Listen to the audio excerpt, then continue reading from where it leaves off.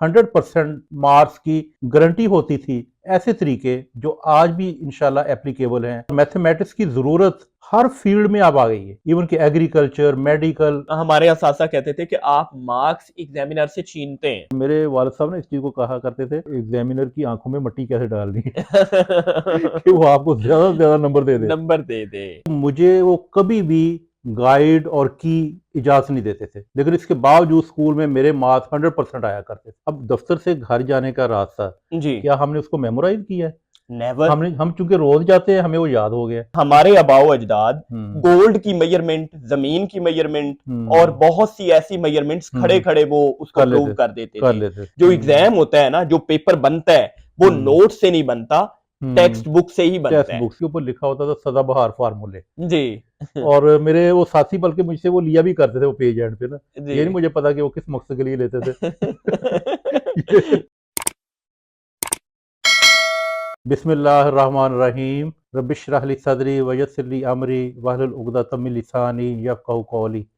अस्सलाम वालेकुम। उम्मीद है कि आप सब ठीक होंगे। ये वीडियो काफ़ी देर बाद आ रही है। मसरूफियत कुछ ऐसी रही कि हमारा सेमेस्टर स्टार्ट हुआ और हर दफ़ा हमारे फील्ड में यानी आईटी और कंप्यूटर साइंस में नई से नई डेवलपमेंट आती रहती है और हमें हर दफ़ा नए सिरे से तैयारी करनी पड़ती है। लेकिन मैथमेटिक्स ऐसा सब्जेक्ट है जो सैकड़ों बरस से सेम है, इसमें कोई बड़ी चेंज हमने अभी तक नहीं देखी। आज की वीडियो आपके लिए बहुत ही ख़ास है कि मैथमेटिक्स जिससे मेजॉरिटी को डर भी लगता है, मुश्किल भी फील होता है, तो आपको इस वीडियो में कुछ ऐसे तरीके बताए जाएंगे कि आपकी मैथमेटिक्स के साथ दोस्ती हो जाएगी। ये मैं पूरे यकीन से कहता हूँ। और मैथमेटिक्स की ज़रूरत हर फील्ड में अब आ गई है, इवन कि एग्रीकल्चर, मेडिकल, आप कहीं भी चले जाएं, मैनेजमेंट साइंस में चले जाएं, इकोनॉमिक्स की तरफ चले जाएं, तो जहाँ पे हमें लगता है कि मैथमेटिक्स होगा ही नहीं, लेकिन वहाँ भी मैथमेटिक्स है। वो स्टैट की शक्ल में आपके सामने आ जाता है। स्टैट भी मैथ की ब्रांच है। बेहतर है कि आप इससे डरने की बजाय आप इससे दोस्ती कर लें। तो ये दोस्ती कैसे करनी है, आपको बहुत उम्दा शानदार पॉइंट्स बताए जाएंगे। लकीली आज हमारे साथ एक बहुत ही मेहनती टीचर मिस्टर गुलाम मुस्तफ़ा हमारे साथ हैं और मेरी गुजारिश पे ये स्पेशल तशरीफ़ लाए। बच्चे इन्हें बहुत ज़्यादा पसंद करते हैं क्योंकि ये बच्चों के साथ खेलते भी हैं, उन्हें पढ़ाते भी हैं, उनके साथ आउटिंग भी करते हैं, रेस्टोरेंट भी जाते हैं और बच्चे इन्हें बड़ा पसंद करते हैं और इनसे बहुत कुछ सीखते भी हैं। इनके रिजल्ट्स भी बड़े अच्छे आते हैं।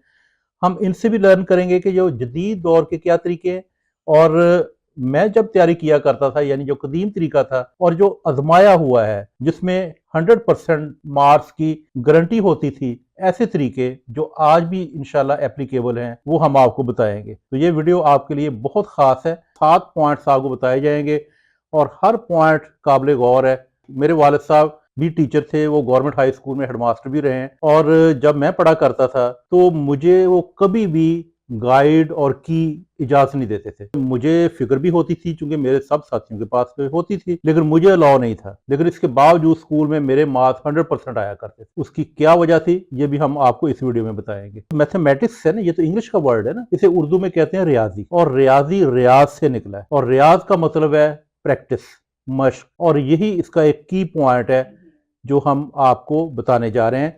लेकिन कम वक्त में बेहतरीन तैयारी कैसे करनी है जो आपको 100% मार्क्स पे भी ले जाए, वो हम साथ इसमें बताएंगे। पॉइंट नंबर 1 हमारा है कि जो फार्मूला बहुत लंबे और कॉम्प्लिकेटेड फार्मूला बात कर होते हैं, कुछ छोटे भी होते हैं, बच्चे फिक्र कर रहे होते हैं इन्हें मेमोराइज कैसे करना है। क्या आप समझते हैं इन्हें मेमोराइज करने की जरूरत है? Thank you very much sir. हम अगर मेमोराइज की तरफ जाएं, रट्टा की तरफ जाएं या क्रैमिंग की तरफ जाएं, तो ऐसे डिफिकल्टीज क्रिएट होती हैं और हमारा जो लैक ऑफ इंटरेस्ट क्रिएट हो जाता है मैथमेटिक्स से, फॉर्मूलाज की भरमार को। तो हमारा जो सीखने का एक एथिक्स है मैथमेटिक्स को, वो सबसे पहले तो उस फॉर्मूला की डेरिवेशन को सीखा जाए कि ये फॉर्मूला बना कैसे है, फिर उसका बेबहा इस्तेमाल एप्लीकेशन की तरफ उसको लेके जाएं, हर क्वेश्चन पे उसकी एप्लीकेशन देखें, देन आपको जो है वो फॉर्मूला याद करने की जरूरत नहीं पेश ये आपने आएगी। बड़ी इंपॉर्टेंट बात कही। मैं सोचता हूँ कि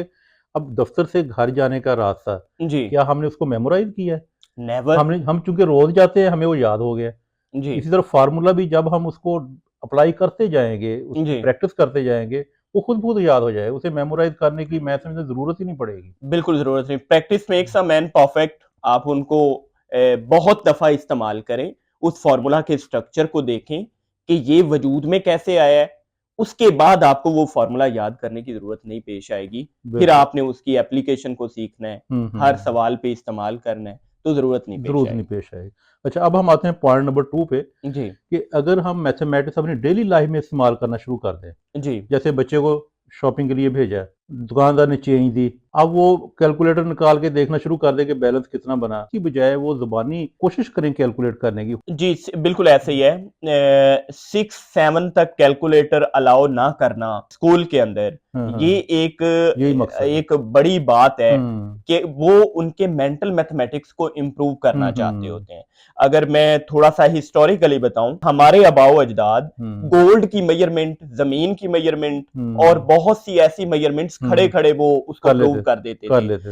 रियल लाइफ एप्लीकेशन से मैथमेटिक्स में इंटरेस्ट भी डेवलप होता है, और दूसरी बात ये कि आपको फिर वो रट्टे और उससे हुँ। इरिटेशन, इन बहुत सारी चीजों से बिल्कुल, आप बच जाते हैं। बच जाता। इसमें मेन पॉइंट ये है कि कैलकुलेटर का इस्तेमाल बहुत कम किया जाए। रेयर किया जाए, हाँ, हाँ। जैसे कि ट्रिग्नोमेट्रिक फंक्शंस हैं या बड़ी बड़ी हुँ, कैलकुलेशंस हैं, हुँ। लॉग फंक्शंस हाँ, आ वहाँ तो जाते हैं, ज़रूरत है, बिल्कुल। वहां उसके बगैर उसके आपसे रहा बगैर नहीं जा गुज़ारा नहीं सकता। है, लेकिन जो छोटी-छोटी कैलकुलेट यानी 13 को 3 से मल्टीप्लाई करना बच्चे तो उसका भी कैलकुलेटर उसका भी निकालते हैं ना, कैलकुलेटर। कि वो उन्हें पता ही नहीं है कि ये तो चीज़ें उनकी जब बार-बार प्रैक्टिस करेंगे ना, जी, तो मैथ्स के क्वेश्चन सॉल्व करते उनका टाइम भी बहुत बचेगा। अगर हर छोटी-सी कैलकुलेशन पे कैलकुलेटर निकालेंगे ना, जी, तो टाइम भी वेस्ट होगा, वो वेस्ट ज़्यादा होगा, टाइम। और ये मेंटल हेल्दी ब्रेन एक्सरसाइजेस में आता है। अच्छा, अब हम आते हैं पॉइंट नंबर 3 पे, जिसमें मैंने ज़िक्र किया था कि मेरे वालिद साहब टीचर थे जी, और मुझे अलाउ नहीं करते थे कि मैं गाइड या की उस वक़्त उसको प्राइमरी गाइड हम कहा करते थे। इसके बावजूद मेरे मार्क्स 100% अल्हम्दुलिल्लाह आते रहे थ्रू आउट। तो उनका मकसद ये होता था कि मैं सॉल्यूशन ना दें। तो अगर हम थोड़ा अपने ऊपर कंट्रोल करें, ठीक है, एक्सरसाइज़ेज़ के पहले एग्ज़ाम्पल्स होती हैं, एग्ज़ाम्पल में अगर हमें ज़रूरत पेश आ रही है तो हम सॉल्यूशन देख लें। मेरी प्रैक्टिस यही रही है कि मैं पहले खुद कोशिश करता था, क्योंकि मेरे पास वसाइल नहीं होते थे ना, मेरे पास की नहीं होती थी। जी,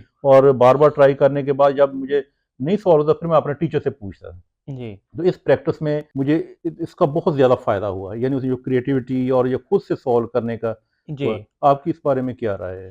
तकरीबन नोट्स के इतने हैबिचुअल हो चुके हैं बच्चे, और ये मार्केट में इतना इन है, डिफरेंट स्कूल्स हैं, डिफरेंट कम्युनिटी हुँ, एजुकेशंस की।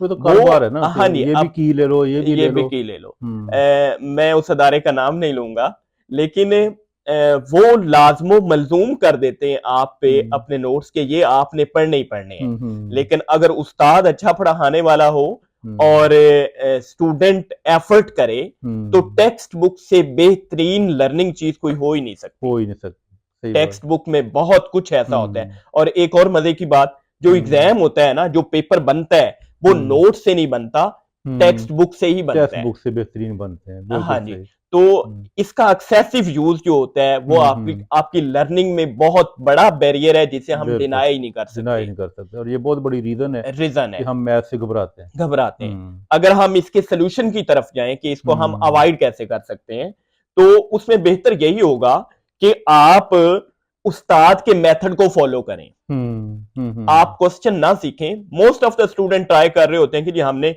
क्वेश्चन सीख लिया है, क्वेश्चन सीख लिया है। हुँ, आप पूरी एक्सरसाइज सीख लें, क्वेश्चन हुँ, सीख लें। अगर आपने मेथड में कच्चे हैं, टेक्निक्स आपकी स्ट्रांग नहीं है, हुँ, तो वो फिर आपके लिए बहुत बड़ा प्रॉब्लम है। टेक्निक्स और मेथड्स को फॉलो करें, और कम से कम यूज आप हेल्पिंग बुक का करें। फिर उस्ताद से हेल्प लें, उस्ताद तो बिल्कुल, चलती फिरती गाइड होता है, बिल्कुल, बिल्कुल। बहुत बड़ी बुक होता है, तो उससे हुँ, तो आप उससे सीखें। ठीक है, और बिल्कुल। जो चीज डिबेट और डिस्कशन में आई होती है, हुँ, हुँ, उस्ताद से पूछी होती है, वो हुँ। ऐसा मुमकिन नहीं है कि आपको 100 हाँ, वो साल भी भूलती भी आपकी नहीं है। जिंदगी हो बिल्कुल, तो आप बिल्कुल। भूल जाएं। हुँ, ऐसा हुँ, मुमकिन नहीं है। बिल्कुल सही कहा। और इसमें एक और बात मैं ऐड करनी चाहूँगा जी, कि जब हम प्रैक्टिस कर रहे होते हैं ना, एक क्वेश्चन हमने सॉल्व करना शुरू किया। जी, हम बस आधा सॉल्व किया, अच्छा अज़्यूम कर लिए, ठीक है जी, अब ये बाकी मैं कर लूँगा। ये जो अज़म्पशन है, ये बड़ी गलत है। जी, क्योंकि हो सकता है एग्ज़ाम में वो आप पूरा सॉल्व ना कर सकें। जब भी प्रैक्टिस करें तो पूरा सॉल्व करें एंड तक, जी। और बीच में ये सोच के ना छोड़ दें कि अच्छा ये अब बाकी मुझे आता ही होगा। हाँ जी, यानी अज़म्पशन इसमें नुकसान देती है। नुकसान जी। देती है, एग्जैक्टली। पॉइंट नंबर 4 बड़ा इम्पोर्टेंट है, जो मैं समझता हूँ कि आज तक कभी किसी ने उसका ज़िक्र नहीं किया है, जी, और मैं अपनी रियल लाइफ़ में जब मैं स्कूल में था और मैं हमेशा करता रहा हूँ और बाद में भी जी, कंटिन्यू रहा है। उस वो पॉइंट ये था कि मैंने स्टार्ट की तमाम क्वेश्चंस, किसी क्वेश्चन को छोड़ना नहीं, जी, सारे क्वेश्चंस अटेम्प्ट किए।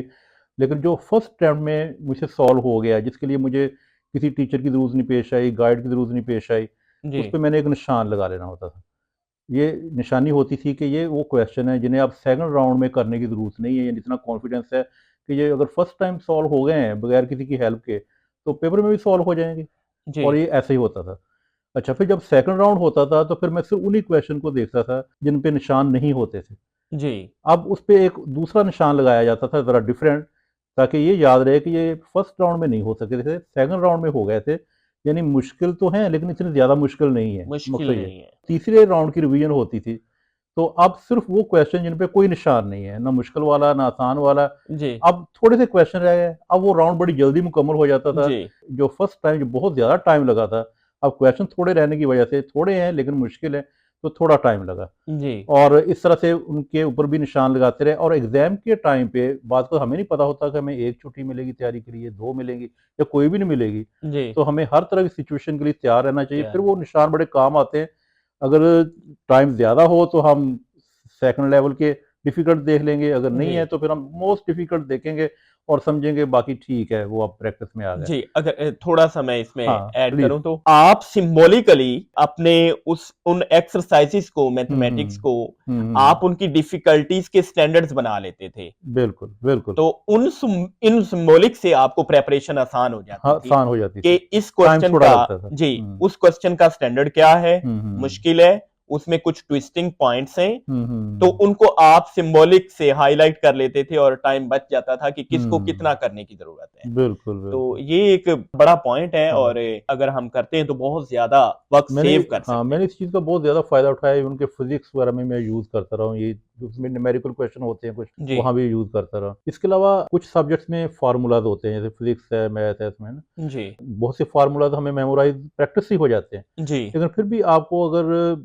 फ़ील हो रहा है ना कि हाँ, ये वो फ़ॉर्मूला है जो कहीं मुझे भूल ना जाए, कुछ ज़्यादा लेंथी है, तो उसका एक अलग मेरा पेज होता था, उसके ऊपर लिखा होता था सदाबहार फ़ॉर्मूले। जी, और मेरे वो साथी बल्कि मुझसे वो लिया भी करते थे वो पेज एंड पे ना, ये नहीं जी। मुझे पता कि वो किस मकसद के लिए लेते थे।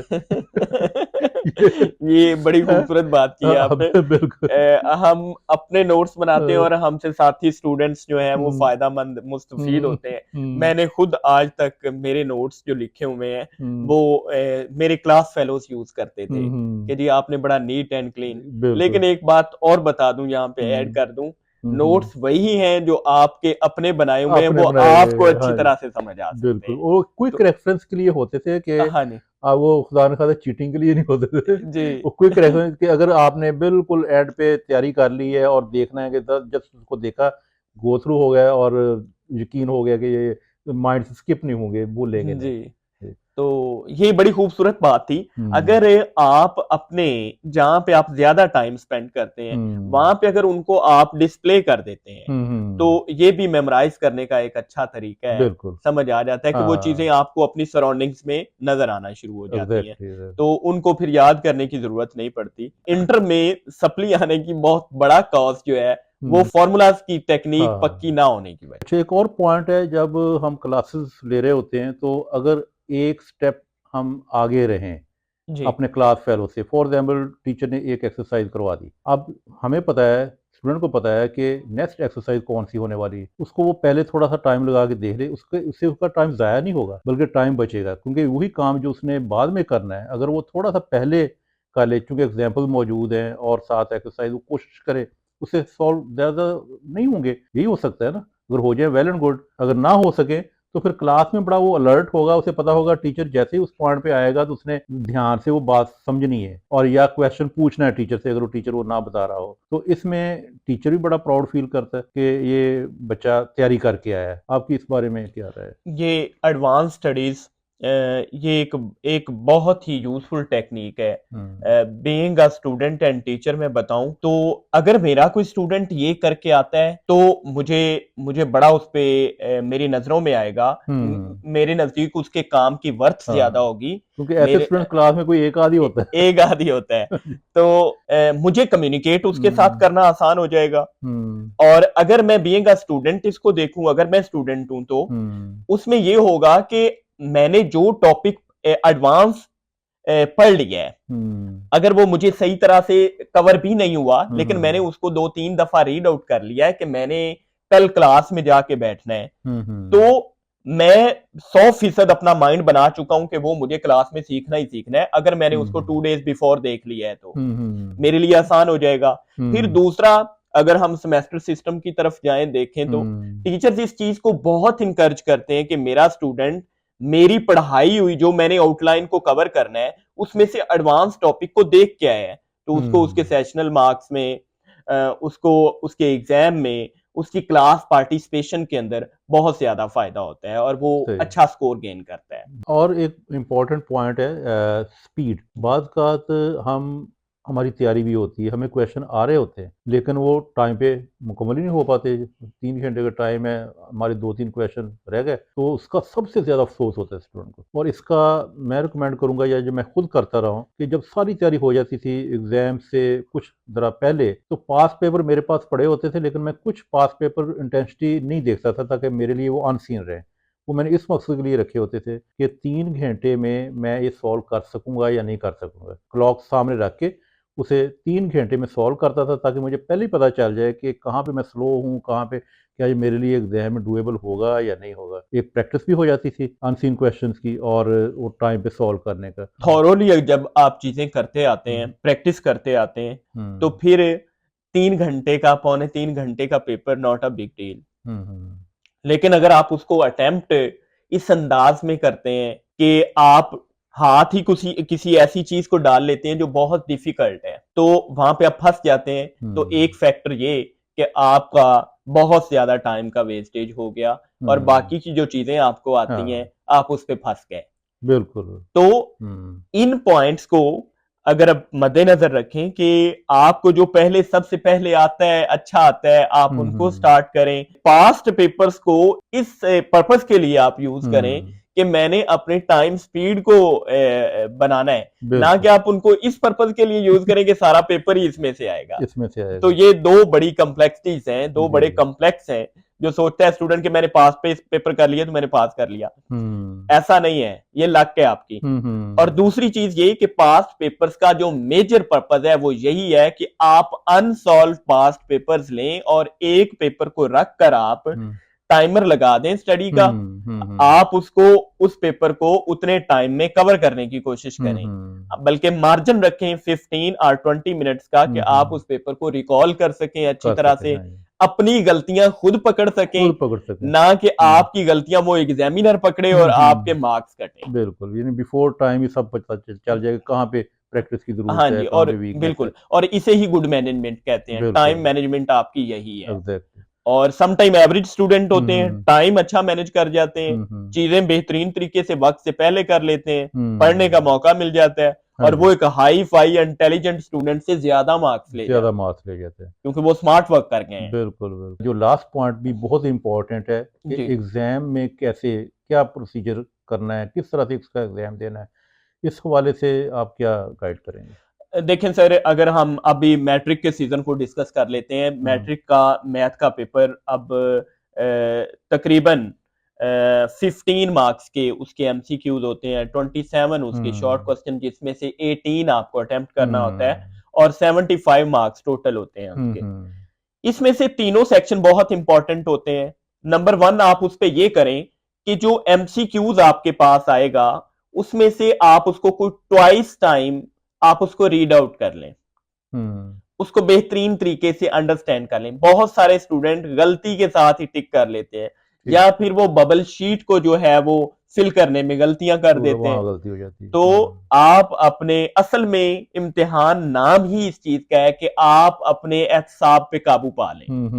बिल्कुल, रिलैक्स रहें, पानी शानी पिए, हाइड्रेटेड रहें। और मैं हमेशा एग्जाम में ऐसे ही करता था। मेरे दोस्त मजाक उड़ाते थे कि कहते, तो मैं उनको ऐसे शुगल में कह देता था कि before the exam you have to hydrated.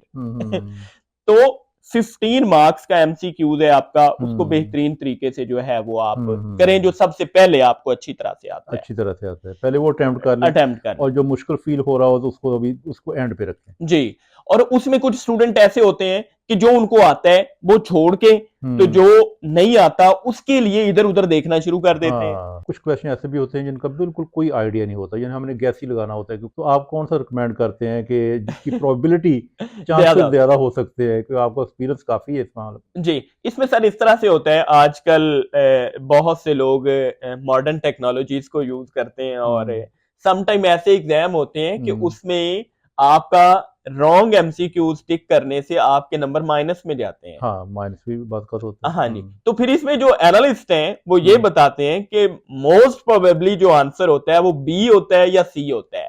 ठीक है, बाकी के दो को छोड़ दें, बी और सी पे फिर फोकस कर लें आप, और उसमें टॉपिक की जो चीज क्लोज जा रही है आप उसको बिस्मिल्लाह पढ़ के टिक कर दें। या अगर गैस हो रहा है कि हाँ ये थोड़ा सा लग रहा है कि शायद ये सही होगा, जी, तो वो भी देखा जा सकता है। फॉर एग्जाम्पल ए का पता चल, उसको थोड़ा सा डाउट है तो उसके प्रेफर कर ले, जी, तो ये भी होता है। लेकिन इसके लिए फिर भी आप टेक्स्ट बुक की थॉरोली जरूर रीडिंग करें। टॉपिक की जो टॉपिक है उसके बुक के एंड पे जो समरी आती है और डेफिनेशंस आती हैं, एक दफा उसे जरूर पढ़ के जाएं। याद ना करें, लेकिन एक दफा जरूर पढ़ के जरूर जाएं ताकि आपको आसानी हो उसमें चूज करने में। जहाँ पे नेगेटिव मार्किंग है ना, वहाँ पे रूल ये होता है कि फॉर एग्जाम्पल है 4 में से एक सिलेक्ट करना है। जी, अगर आपके 4 गलत होंगे तो फिर 1 नंबर कटेगा। जी, बात तो बच्चे समझते हैं कि एक गलत होने से पूरा 1 नंबर कट जाता है, वो अटेम्प्ट ही नहीं करते। जी, तो ऐसा नहीं है। जी, वो जब 4 और उसमें 4 में से 1 का तुक्का लग ही जाता है और ठीक भी हो जाता है, इसलिए वो बैलेंस तकरीबन बराबर ही हो चीजें जाता है होती ऑलमोस्ट। जाती हैं। इसलिए तुक्का लगाने का हर्ज नहीं है। अगर नहीं आता उसको खाली ना छोड़ा जाए, उसको देखा ज़रूर जाए जिसमें भी आपको नज़र आ रहा है। अगर नहीं समझ आ रही तो बी और सी में से, जैसे आपने बताया। जी, जी, अगर समझ आ रही है, फॉर एग्जाम्पल ए और डी लग रहा है कि शायद ए है शायद डी है, तो जी, उनमें से फिर 1 लगा दिया जाए। लगा लिया। अच्छा, अब आते हैं शॉर्ट क्वेश्चन पे। जी, शॉर्ट क्वेश्चन में चॉइस होता है जी, कि आपने इतने सॉल्व करने हैं। राइट। तो आपकी क्या, उसको कैसे मैनेज किया जाए? उसमें भी बिल्कुल सर, हम पहले वहां से स्टार्ट लें। अब जब आपके पास सब्जेक्टिव टाइप आपके पास पेपर आ जाता है तो उसको आप पहले देख लें, पढ़ लें। देखते ही आप जो है ना वो परेशान ना हो जाएं। आप उसको 2 दफा रीड आउट करेंगे तो आपका बहुत ज्यादा जो मेंटल अग्रेशन और प्रेशर है वो रेड्यूस हो जाएगा, रिलीज हो जाएगा। आप एक नॉर्मल कंडीशन में आ जाएंगे। फिर उसके बाद आप उसमें से वो वाले क्वेश्चंस उठाएं जिनकी आपने बहुत ज्यादा प्रैक्टिस की हुई है, उनसे स्टार्ट लें। खा वो क्वेश्चन का नंबर, फॉर एग्जांपल एक सेक्शन में 9 क्वेश्चंस दिए हुए हैं, खा उसका ऑर्डर 9 है, कोई मसला नहीं, कोई प्रॉब्लम नहीं है। पहले सॉल्व किया जा सकता है। आप ये सोचते हैं, कुछ बच्चे सोचते हैं कि जी मैं क्वेश्चन नंबर 9 स्टार्ट कर रहा हूँ तो एग्जामिनर ये सोचेगा कि पहले 8 में से इसको कोई क्वेश्चन नहीं आता था। नहीं, ऐसा नहीं होता। तो ऐसा होता नहीं है। तो आप जब उसको क्वेश्चन नंबर 9 को स्टार्ट कर लेंगे, फिर उसके बाद तो ऑर्डर इस तरह का मैटर नहीं करता। आपके काम की करेक्शन की जो फ्लुएंसी है वो प्रॉपरली आती जाए, एग्जामिनर खुश हो जाएगा। बल्कि टीचर का इंप्रेशन ये बनता है, जब स्टार्ट पे उसको अच्छे क्वेश्चन मिलेंगे ना तो उसका इंप्रेशन बड़ा पॉजिटिव हो जाता है, वो आगे भी थोड़ा सा लीनियट होता है फिर। हाँ जी, वो आपको फिर गलतियों में गुंजाइश देता जाता है थोड़ी बहुत, क्योंकि उसका एक माइंड सेट, ह्यूमन साइकोलॉजी है ना। मोस्टली चीजें आप सही देखते आ रहे हैं तो आप एंड वाली चीजें सही देखेंगे, वो सही नहीं भी होंगी तो आप उनको सही एज्यूम करने की कोशिश करेंगे, क्योंकि आपके माइंड ने एक प्रैक्टिस कर ली है कि ये चीजें शुरू से एक सीक्वेंस में सही आती जा रही हैं। तो अगर कोई आगे छोटी मोटी गलती हो जाती है तो आपका एग्जामिनर आपके साथ दरगुजर करने की कोशिश करता है। अच्छा, बात का ये होता है कि एक क्वेश्चन है वो देखने में तो बहुत आसान लग रहा था, जब शुरू किया तो पता चला कि ये तो बहुत ज्यादा मुश्किल है जी, और अब वो हो नहीं पा रहा जी, तो अब बच्चा क्या करता है कि उसके ऊपर सोची जा रहा है, परेशान हो ही जा रहा है। मेरा ख्याल है कि मैं जो करता रहा हूँ,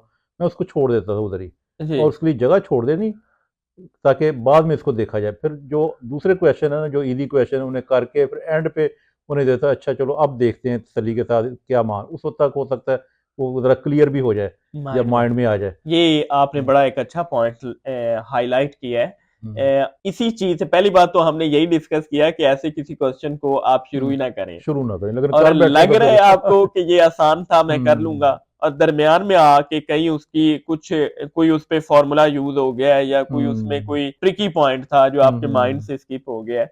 आपने बिल्कुल बजा फरमाया, फिर उसके लिए आप स्पेस छोड़ दें, आप अपना टाइम वेस्ट नहीं करें, आप दोबारा जब पेपर कंप्लीट करके वापस आए फिर उसको देखें। शॉर्ट क्वेश्चंस और लॉन्ग क्वेश्चन की जी चीजें सेम ही है। जी क्वेश्चन फॉर एग्जाम्पल जितने कहा गया था वो कर लिए, अब जी और भी क्वेश्चन है, क्योंकि चॉइस था, कुछ क्वेश्चन छोड़े हुए थे। जी जी तो क्या रिकमेंड करते हैं कि जो बाकी अगर टाइम बच गया जी तो जो रिमेनिंग टाइम है, फॉर एग्जाम्पल आधा घंटा बच गया, जी उसने 2.5 घंटे में सॉल्व कर लिया, अब आधा घंटा क्या करना चाहिए? क्या वो रिवाइज करे जो क्वेश्चन सॉल्व हो चुके हैं, या नए क्वेश्चन अटेम्प्ट कर ले, ताकि अगर कोई उनमें से कोई गलत हो जाता है तो टीचर उसमें नए क्वेश्चन को मार्क कर ले, उसको देख जी ले, या आप समझे कि दोनों ही कर लेने चाहिए अगर टाइम बच रहा है हमारे पास? टाइम बच रहा है सर तो उसमें आप एक सेक्शन के नीचे कोई थोड़ा सा जो है ना वो स्पेस छोड़ें, शॉर्ट हम्म क्वेश्चन की एक दो की गुंजाइश हो। जहां हम्म पे आपको लगे कि डाउट है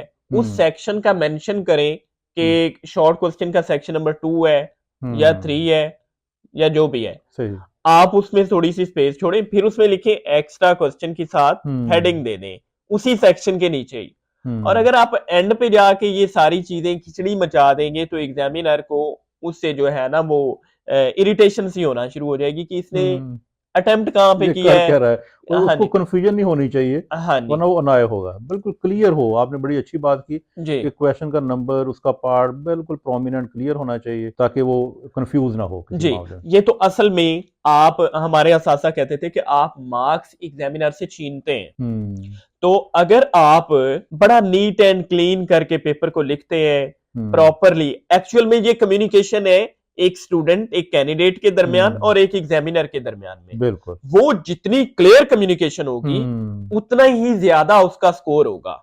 बिल्कुल। और अगर आप उस कम्युनिकेशन को आए बाएं शाएं करते हैं या उसमें हम्म आप बहुत सारी चीजें जो हैं वो बहुत सारे फ्लास छोड़ देते हैं, हम्म गड़बड़ कर देते हैं, इमर्ज हम्म कर देते हैं, तो हम्म वो आपसे खुश नहीं है, कुछ नहीं, हैप्पी नहीं है। हाँ तो बिल्कुल। जब उसका मूड जाहिर है कि स्विंग हो जाएगा, ट्विस्ट हो जाएगा, तो वो फिर आपको आपकी मर्जी का स्कोर नहीं देगा। बिल्कुल बिल्कुल। तो बहुत सारे अच्छे स्टूडेंट्स भी हाँ होते हैं, बहुत ज्यादा हार्ड वर्किंग बिल्कुल, होते हैं, जो असल में इस स्किल को जानते होते हैं। जानते होते हैं कि मेहनत नंबर कम हासिल करते, कैसे हाँ करने जी, हैं। मेहनत कम करते हैं हाँ और बिल्कुल। लेकिन वो इन मेहनत चीजों तो को कर ली समझते हैं जितनी हो गई, अब गुर है कि एग्जाम में मैक्सिमम मार्क्स कैसे हासिल करने हैं। कैसे आ और सकते इस हैं। सिलसिले में मैंने पूरी एक वीडियो बनाई हुई है, जी वो वीडियो जरूर देखिएगा। मेरे वालिद साहब ने इस चीज़ को कहा करते थे, एग्जामिनर की आंखों में मट्टी कैसे डालनी है कि वो आपको ज़्यादा से ज़्यादा नंबर दे दे। नंबर दे दे। और ये बड़ी सीक्रेट बातें हैं जो उस वीडियो में बताई हुई है, जी जी तो ये भी देखने वाली है। हाँ जी, तो ये 6-7 हम्म पॉइंट्स एक जो एक एवरेज स्टूडेंट है हाँ, उसके लिए बड़े यूजफुल है। बड़ा यूजफुल है, जो एक हम्म, वीक स्टूडेंट है वो भी अपनी परफॉर्मेंस को बहुत हाँ बेहतर कर बिल्कुल सकता है। बिल्कुल। और जो माशाल्लाह हाँ से इंटेलिजेंट बच्चे हैं हाँ, वो वो तो तो इन चीजों ऑलरेडी, को ऑलरेडी हाँ जानते हैं, जानते समझते हैं। होते हैं, बिल्कुल सही। लेकिन ये चीजें इस तरह से बच्चों के साथ डिस्कस करना ये एक हम्म आपका बहुत बड़ा कदम है hmm for the preparation of exams. बिल्कुल। वो किसी भी स्केल पे हो, हम्म किसी भी लेवल पे हो, यूनिवर्सिटी हो, हम्म मैट्रिक ये इंटर हो। चीजें हर जगह काम आती जी, हैं। ये जनरल हम्म, टेक्निक्स थी और ये होनी चाहिए। बिल्कुल ये बिल्कुल। मेरे ख्याल में एक एक स्टूडेंट को इतना पता होना चाहिए कि मेरा काम क्या है और मैंने उसको किस प्रेजेंट कैसे तरह से। करना है। फिर हमने 7 पॉइंट्स हम दोनों ने डिस्कस किए हैं। इन 7 पॉइंट्स में से आपको सबसे अच्छा पॉइंट कौन सा लगा, वो कमेंट बॉक्स में लिखिएगा। और इसके अलावा ये भी बताइए कि नेक्स्ट वीडियो आप किस मौजू पे देखना चाहते हैं। बहुत सी दुआओं के साथ अल्लाह ताला आपको इम्तिहान में, हर तरह के एग्जाम में कामयाब करे और अच्छे मार्क्स आप लें, आपके वालिदैन भी प्राउड फील करें। किसी भी टीचर की मेहनत का सिला तो हम कभी दे ही नहीं सकते। ये छोटा सा एक मुस्तफा साहब आपके लिए ये चीज़ थैंक कबूल यू वेरी फरमाएं। Much, thank you. और इसके साथ ही हम इजाज़त चाहते हैं। Wish you all the best. अल्लाह हाफिज़। अल्लाह हाफिज।